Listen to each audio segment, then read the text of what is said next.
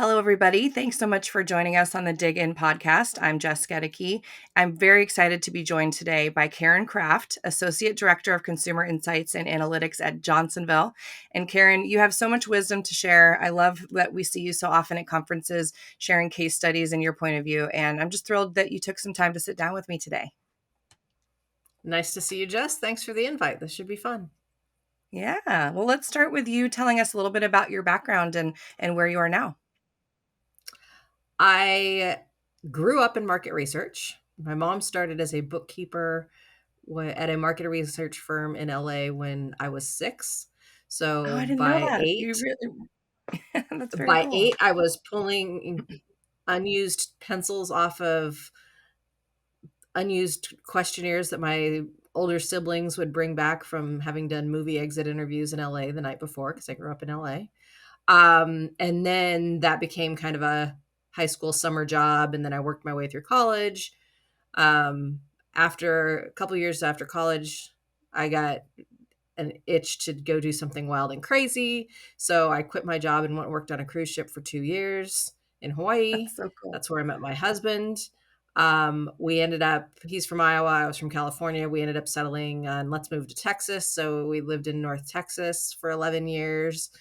And there I had the choice of going back to either hospitality or market research. And I felt market research probably had a better long term choice. So I went to work for Decision Analyst based in Arlington, worked there for 11 years, and then got the itch to work on the client side. So I went to work for Hormel in Minnesota, worked there for almost 8 years, and then I've been at Johnsonville for the last 5.5.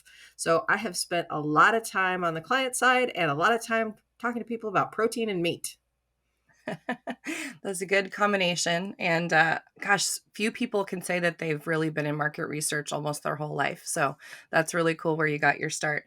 So I'm going to just throw an impromptu question out there to get things going. This one should be a good one for you. What beverage goes best with pizza? What beverage goes best with pizza?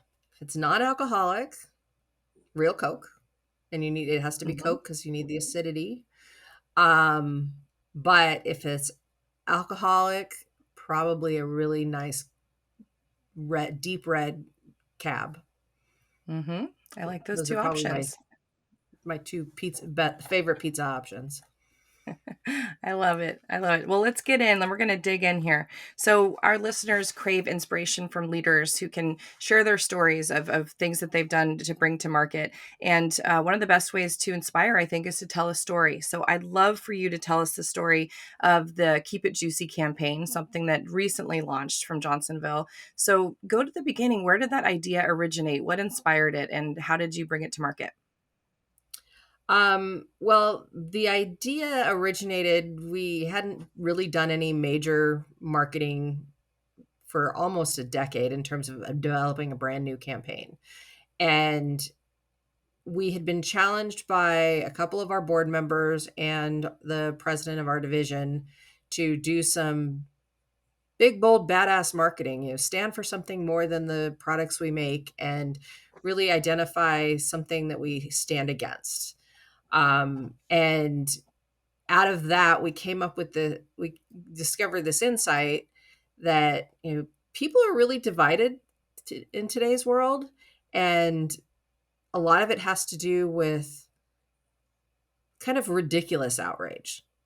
There's big issues that people are worried about, and we definitely want people to stay worried about the big things. But people that throw beverages at fast food workers or you know, troll somebody just for some little thing they said online or get in fights at little league games, that's ridiculous, and it puts everybody on edge. And sausage is actually kind of one of the ultimate hangout foods. A lot of the times when people are eating sausage, they're eating it with other people, and if people aren't hanging Mhm. out, that's not good for our business. So that was kind of the insight that led to the campaign, and the campaign brings that to life of literally showing these ridiculous moments of outrage at the beginning of each spot, then going into what if we just turn down the temperature, which if you actually are making, especially if you're grilling sausage, If you grill it on low, it stays much Mhm. juicier and it'll taste so much better. It takes a little bit longer, but it's worth the wait. But if you turn down the temperature and can just enjoy a meal with others, and we did a poll with the Harris poll called the National Temperature Check, that we found that most people agree with us that they really want to get together with other people and they miss getting together with other people, and it's harder to have fun. But food is something that they agree. I want to say it's 70 some people percent of people agree that they can sit down and have and enjoy a meal with someone else and they don't have to agree on everything.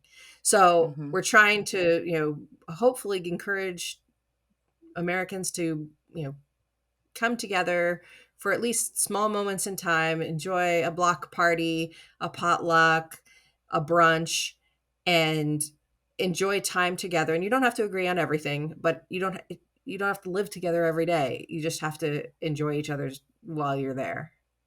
Yeah, and keep it juicy. I love Yep, that no place contrast is in the juicy. spots, right? Yeah.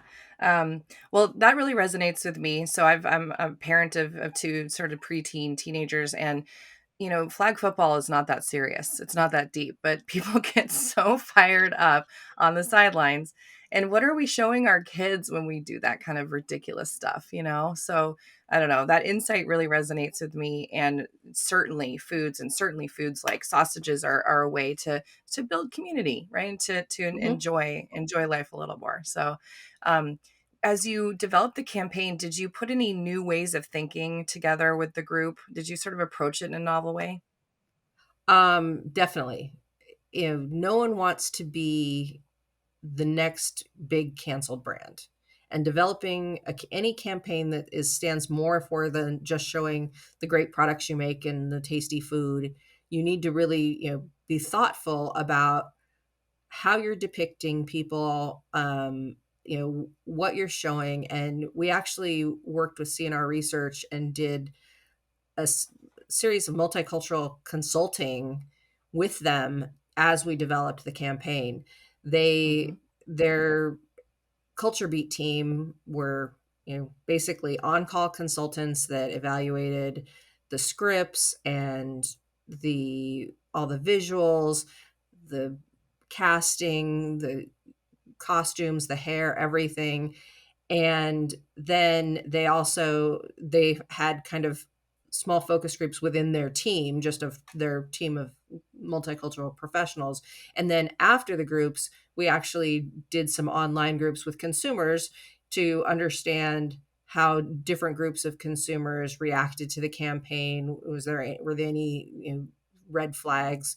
Which luckily there weren't any. And but there were some tweaks that were made, and Mhm. we're able to keep the spirit of the campaign and not have to water it down at all, just change a few visuals here or there, and Mhm. then, bring it to where it is today when it launched. Yeah. I think that's so important to make sure that you're being careful with how you're representing these ideas, because you're right. It could be a bold swing that actually, does harm to the brand. So was there internal trepidation at any point? Did you kind of have to pivot based on either internal stakeholders or other pressures you were getting? um I think one really nice benefit of this campaign, this is one of the first big, as I mentioned, a big branding campaign we had done in a long time. And my coach, that's what we call our bosses at Johnsonville, the head of growth strategies, also has our Marcom team reports to him, as well as our innovation and also insights. And he was granted the autonomy to make the decisions for the campaign. Like, what campaign are we going to go with? What are we going to show? Mhm. He was granted that autonomy, which is really rare, especially when you're a privately held company and you have owners and you have a board and you have a president of the division. There's lots of potential stakeholders, and they let him be a professional and do his job. And I think Mhm. that really freed things up because, yeah, there were things that came up along the way, bumps along the road. There isn't any project, but having kind of one person that was, that could solve the problems and make a call, was refreshing. You didn't have to worry. We didn't have to worry about decision by committee. Hmm. Yeah. And hopefully there was some freedom. I loved how you kind of started this with this big, bold, badass marketing. When that's the objective and that's the spirit, hopefully that did give some extra Mhm. conviction. Like we can, go with something bold. Well, that's fantastic. How will you know that that campaign is a success? Have you already seen some good results from it? Well, just the response to the campaign and the release of the national temperature check has been overwhelmingly positive, which has been awesome. Hmm. We know that there's some people, and we actually did studies before to understand who does the campaign turn off, and there is a small percentage of the population that weren't going to like it. But we were prepared for that, and we actually, Hmm. kind of war gamed how how will we react or not, depending on who responds and what they say. Luckily, Hmm. we haven't had anything crazy negative out there that couldn't be addressed. Or in fact, we had one commenter on, I think, Instagram, or it was Instagram or Facebook, who made some comment about Johnsonville is, you know, owned by, not family owned, and they're, I think something about we were, putting people out of work and hiring illegals and things. And we were like, wait, no. We responded to them and said, actually, no, we are a family owned company and we have been since the beginning. You're mistaken. And the person totally reversed themselves, which was refreshing, and like, oh, sorry, you weren't the company I was thinking of. And they actually did call out the company that they were thinking of and all the brands that that Oh, company owns. wow. So we were shocked. We were like, well, thanks. Yeah. Well, there's some irony and some kind of humor in that because that comment is exactly what the campaign is sort of like grounded in, right? Is like, why are you so angsty? Like, why Yeah, why do you have to pick a fight? But I love the outcome of that is like, whoa, I was wrong. That's wonderful. I love that. Like anecdotally, yeah, it's sort of playing out the impact of the campaign, right? That's so cool. yep. So, what was your biggest takeaway from that campaign? I think we still it's still early in its infancy. It started on April 8th. But I think we're seeing really good response from the public, and also we're really seeing other the networks that we've shown it to before it aired, and even that now that it's on the air, and our customers in terms of our retail channels that have seen it. Everybody gets it and everybody's on board, and I think it's really refreshing to see people reacting so positively. And we haven't seen any obviously sales numbers yet, but we hope it turns into more business for us. But I think if anything, it's just a really great brand building effort to show that we're standing kind of on the side of the positive, and let's be the fun get together brand that we are. Yeah, yeah. Well, it's great for Johnsonville to be part of that conversation in a really big, bold way. So, thanks so Mhm. much for sharing that story. I'd love to now turn to you as a leader, Karen. You have really some passionate points of view that I'd love for you to talk to us about. One is you're in a female-dominated industry in terms of insights, right? We have a lot of female leadership in our insights community, but you're in a male-dominated industry in terms of the meat industry. So, what are some of the things that you've been doing to advocate for women in the meat industry? Well, obviously this situation, I was first confronted with it when I went to Hormel, and that was when I was like, wow, meat is a lot of men, at the highest levels, especially. And at Hormel, they had a employee resource group that I became active in, that called Women Our Way, rebranded near the end of when I was there, but that really did a lot to empower women and create leadership opportunities for women. So even if they hadn't moved up high in the organization formally, they could become officers of the the ERG, um, or run a committee, or and have a lot of great leadership experience that they weren't necessarily getting in their everyday jobs. um, when I joined Johnsonville, there you know again, I was in a very female heavy department. The marketing department at Johnsonville has probably at least 50% women when I first joined, and that's where Insight sits. And yet, a lot of the other areas, and especially our plants, are much more heavily male. So it was a very the two companies experienced very similar issues. However, there was no MRG, which were members, not employees. So we didn't have a member resource group. So I partnered with another colleague from our marketing team, and we started the first women's member resource group called Women at Johnsonville, WJVL. And it's now, and it got off to a shaky start because we were trying to start it during a pandemic, which was hard to do Mm, when you can't get together for sure. anything.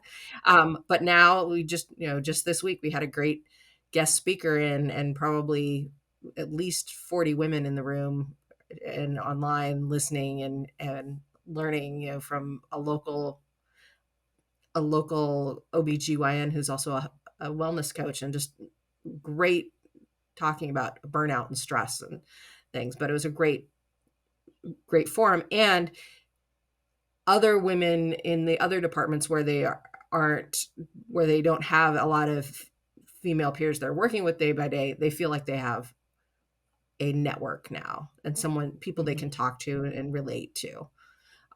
And as a result, the MRG has worked with our new head of member resources. That's what human resources is called at Johnsonville. And we've, moved on to, advocate for better maternity leave policies, and actually have an entire new parental leave policy in place. That none of that would have happened had we just sat down. And the two of us that started the organization, she didn't have any kids yet. She now has a very cute son who's almost 2, and I don't have any kids, and I'm never going to have kids. And we were doing things to advocate for all the women in the organization because we want to make sure we can recruit and retain the best women around. And insights, and through the organizations like the Insights Association, I'm inspired by women that I meet all the time, and I try to bring that inspiration back to work and share stories so that people can see, while they may not necessarily have it all the time, although our head of IT is now a female, which is awesome. I think talk Wow. about a, Yeah. a male dominated area. And Yeah. she's one of the highest ranking leaders in the company now. So Mhm. it's really great to see how things are moving, and just to see that there's this network of people that may not deal with each other every day, but know they have someone that they can fall back on and talk to when they need it, when they need someone to Yeah. talk to that can relate. I love how grassroots that was developed, right? You and your colleague sitting down and saying, "What can we do to, advocate for women in our organization?" I also think her 2-year-old might be next on your list for Halloween costumes, Karen. I think you might be on the hook I for. think he's actually going to get to borrow a costume that I made for one of my nieces years ago that no longer fits. I think he's probably going to be a box of popcorn next year, or a bucket of Oh my popcorn. god, I love it. I need to see pictures of this. It's such a talent you have. It's so cool. Check So, out my in Facebook page. okay, I will. Oh, totally. I'm definitely going to check it out. What's your hot take on the future of the insights industry? um, I think we need to be less research nerds. We need to be less nerdy. Um, Mhm. we need to be able to think like marketers. We advise marketers all the time on, how to best communicate about their brands, or, how to put together, how to support their business cases for things. Yet we don't sell ourselves very well. And I think that's a shame. And if we just act like we're research doers, there are things out there, computers, AI, DIY tools that are taking that away. We need to show that we're adding value, and we need to show that we're really consultants, and that we are business partners that are driving the business. And a lot of times showing ROI within the insights industry is really hard. I know I find it hard because so much of what I'm working on is so far out, especially like with innovation. I'm working on the early stuff. I'm not, by the time it gets to, you know, to market, it's 2 years out. It might be 2 years after I really did the bulk of the work that I did on it.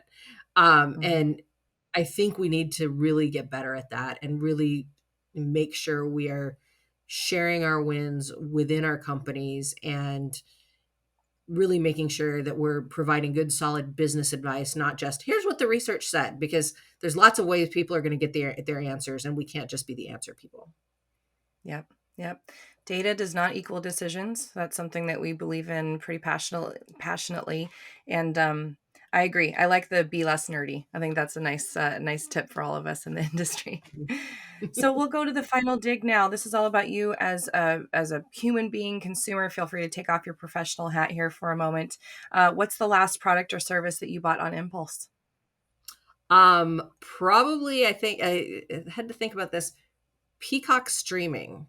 During Oh, the football playoffs, there was, one game on Peacock. We decided, okay, we're going to sign up and we'll just cancel it after a month. Fine, whatever. We bought it. And then I was like, oh, well, I have it. Let me check out some things. I'm now addicted to the Traders. I'm now watching the Traders New Zealand because I've seen all the episodes of the Traders US and the Traders in the UK and the Traders Australia. So now I'm watching Traders New Zealand and I'm watching other things on Peacock. And so I've kept it. And now my husband's like, are we going to cancel that? I'm like, no, there's too many good shows on it. But it was definitely one of those last minute impulses. We really want to watch this game, but now we just still have it. they got you. Yeah. I that's probably was one of their strategies if you think about it, Yeah, right? And they I feel got you. I Yeah. feel I feel so bad that I fell for it, but oh well, it worked. Hey, it worked, and you're enjoying it. It's now playing a role in your life. It's not like you have something you don't need. I like it. What's a category or a brand or a product that you could rationalize any price point for? You just have to have it in your life. Um, Definitely Major League Baseball.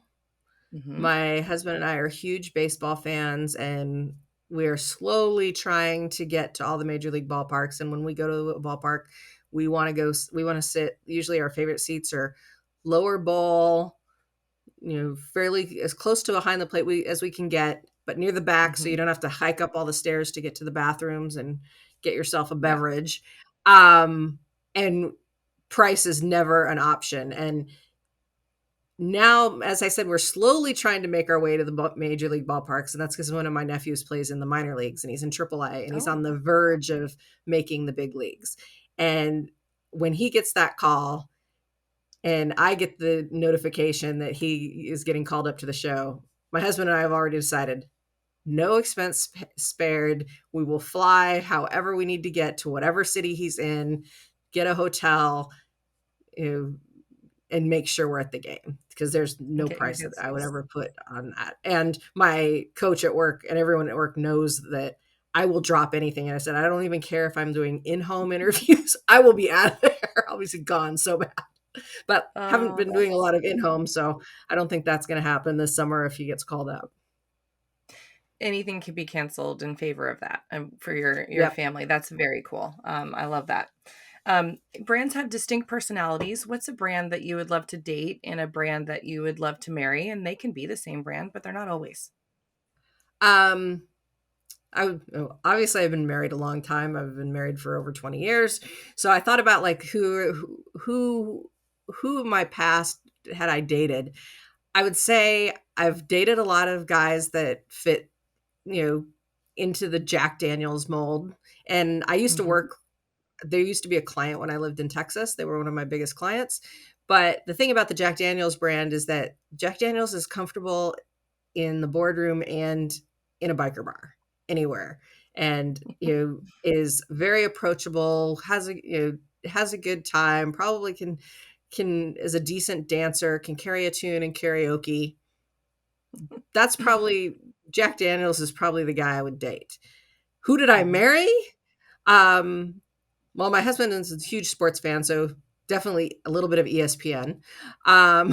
because he has way too many stats running through his head. But I think a better depiction of that is progressive insurance. Um, Okay. Great sense of humor. You never know what, it's not always the same. Like their campaigns are very different in terms of, they have the flow campaign, but they also have the you don't want to be your parents, and then they have the old caveman, all of these different, I know actually caveman is Geico. But they have all these different campaigns going on, and they're all just very intelligent, funny humor that comes at, something boring like insurance in different ways. And my husband has a amazing sense of humor. Probably some of it's rubbed off on me over the years, and definitely, I that's a brand I would marry, or I probably have married. I love that. It sounds like you guys just have a blast. It's fantastic. I love hearing that. So, finally, Karen, what keeps you inspired at work? um, Definitely seeing my coworkers utilize insights. It's funny because every year we have two sales meetings a year. Some years I present, some years I don't. And when I don't present, people are like, "Oh, it's a shame that you're not presenting." I'm like, "No, look at all the people that are using all the insights that were worked into everything that the brand managers and the innovation managers presented." And when I see people being able to make decisions, or before they make a decision they stop themselves and like, we need to find out, what does the consumer think about this, then I know I'm doing my job, because I know that they care about what I do, and they want to hear from me and hear what I have to share with them. That's definitely what keeps me inspired at work. Yeah. Well, it's having an impact. So, I'm so glad that you joined today to share some of your stories and your wisdom. Thank you so much for being here, Karen. Thanks, Jess. It was really a fun time.